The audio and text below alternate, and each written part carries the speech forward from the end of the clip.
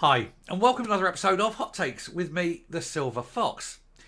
We find ourselves here once again exposing COVID lies of Nicola Sturgeon.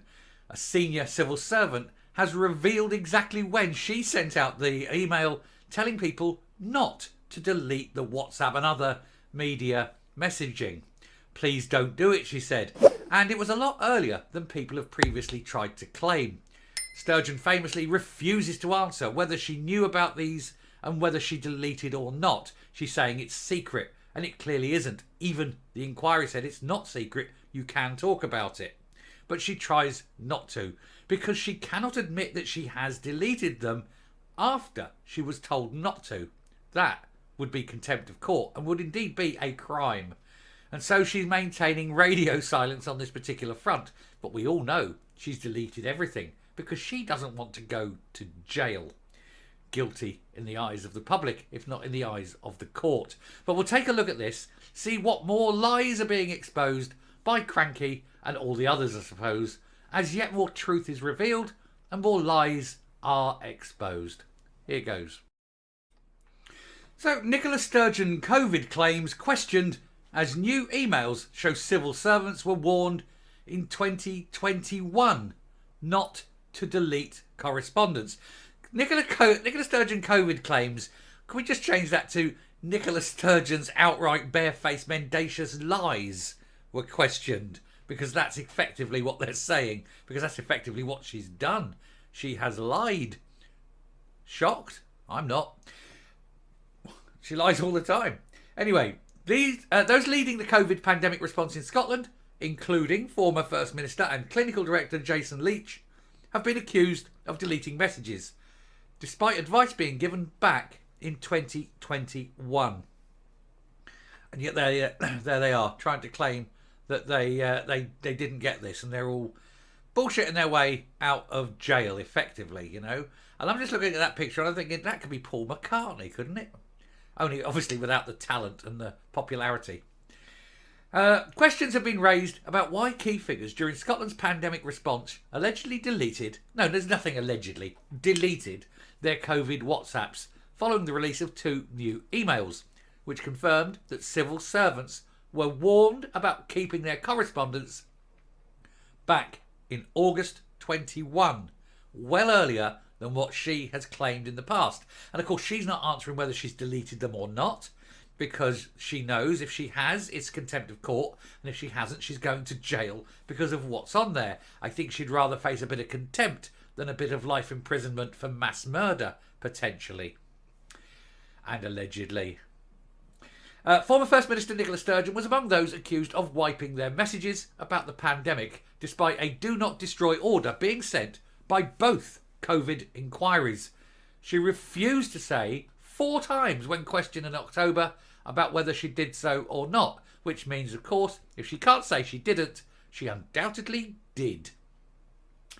Other members of Scotland's response, Clinical Director Jason Leach and Chief Medical Officer Gregor Smith, were also fingered, lucky them, as automatically deleting WhatsApps about the virus, against the rules, against what they were told, and they're both, and indeed everyone, is worried because there is a precedent where in an investigation they can go back to WhatsApp and get those messages recovered. They may be taken off your phone and off the group, but nothing dies forever on the internet. Now, a newly released Freedom of Information request has revealed that the Scottish Government's Director General Corporate sent out an email to all staff in August 2021 and warned them not to delete COVID correspondence. She wrote, "As neither inquiry's terms of reference have been set, it is a matter of judgment about what material will be relevant to the work of any inquiry. And if in doubt, you should assume that material may be relevant and ensure it is retained and is accessible in the ERDM. This includes ensuring that no material of potential relevance to either inquiry is destroyed. You should also obtain similar assurances from any relevant arm's length bodies." Now that is clear and unambiguous. If you think it's important, you do not delete it. If you think it may be important, you do not delete it. And if you're in any way doubtful, you do not delete it. There is no doubt that this has been sent and received, that people knew, and that if people have deleted subsequent to that advice going out, then those people need to face legal proceedings and need to face jail time. Long jail time for contempt, because we're not talking here about a bit of public money going astray or some rules being bent. We're talking about tens of thousands of people's lives. This is a matter that is way more serious than anything else. And if they have deleted them, then they should get, I'm going to suggest, a year, but 1 year in prison for every message they delete. And not to be served all at the same time. You serve one, then you serve the next, then you serve the next. This will do two things. It will punish those who deleted. It will punish those who are hiding the truth over what they've done. And it will also put into the mind of anyone coming after them that if they do the same thing, they also will be going to jail for the remainder of their lives. I think that is what it starts needing to take. We cannot allow this to continue. A second email was sent out in March 2022, which repeated the same order, but also mentioned that the scope had now been increased to include any and why decisions were made. And it read, any material that you may think may be relevant to the work of any COVID inquiry should be continued, retained, and be accessible in the ERDM. This includes the decisions we take, the process by which those decisions were reached, the reasons for those decisions, and the evidence and data used to support them. And it applies whatever the format in which that information is held and on whatever device or system. That is unambiguous. Wherever it is, laptop, iPad, phone, notepad, back of an envelope, doesn't matter. You keep everything. You cannot misunderstand what is being said there. And yet, have they kept it? Or have they destroyed it because they'd rather be held in contempt of court than be held for murder? Who knows? It shed new light on excuses used by Ms Sturgeon and also Humza Yousaf and Shona Robinson, who were rebuked by the UK COVID inquiry for not sending all the messages that they'd asked for. The former First Minister claimed she was clear to the inquiry about what she held and didn't hold, and said that she wasn't a member of any WhatsApp groups. That we know is a lie. We absolutely know 100% that is a lie. She said also she didn't manage the COVID response by WhatsApp. Again, a complete and utter lie. They've seen the receipts. They've seen messages to and from her. Again, caught out in her own lies. She can't help but lie because she knows that the alternative to lying now is life. Her replacement and his deputy told MSPs that they had been too narrow in their interpretation of what the probe wanted when it requested all messages. How can you misunderstand the thing? Please send us all messages.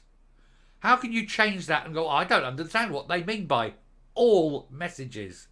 Unless they are deliberately obfuscating the truth and trying to hide facts, hide the things that would put him, her, or Sturgeon, or Freeman, or wherever in prison.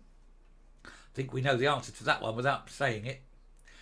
They had not included 14,000 messages about the decision making, claiming that the request had not set this out, although they were ordered to publish the timeline by the inquiry and were accused of misleading MSPs. Misleading, of course, is political speak for lying through your teeth. But the initial email from the Director General Corporate, who looks after the organisational aspect of the government, including the decision-making process, warning that these records needed to be kept. Scottish Lib Dem leader Alex Cole-Hamilton blasted the SNP for its handling of the situation so far, pointing out that the public just don't have any trust for the SNP on the issue of their COVID WhatsApps. And he told the Daily Express junior civil servants were being instructed not to delete anything that might be relevant to future inquiries, and yet it seems that ministers were happily going home every night and systemically erasing their messages because they don't want to face charges of mass corporate murder.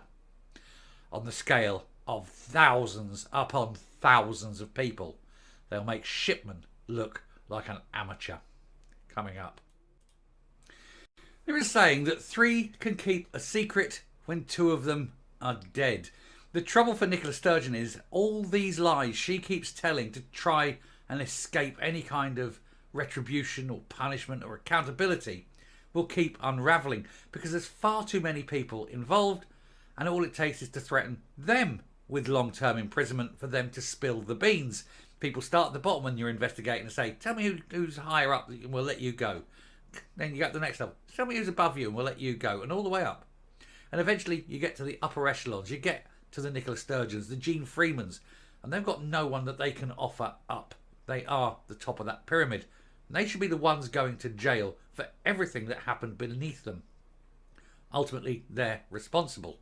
So let's see her, Freeman, all of them in jail for corporate murder. I think that would be right. And all the lies she continually spins and tells and tries to squirm her way out of responsibility need to be added to the sentence. Lying just for the sake of it. And we all know. And every time she lies, she gets caught out because nobody else is backing her up. She used to be in charge. Now she's just ridiculed. Nobody wants to take responsibility. No one is willing to do jail time for her. And she's starting to realise it now. And it's starting to get a bit of a twitch in the old hole, I think. Anyway, we'll finish there. Thank you very much for watching. Do hope it's been amusing and entertaining. Do please hit the subscribe button. We've got many more stories to come. And do please hit the like button. Really helps the channel. Till next time, do stay safe, stay well, keep watching, and never believe a word, because they're all liars. Bye.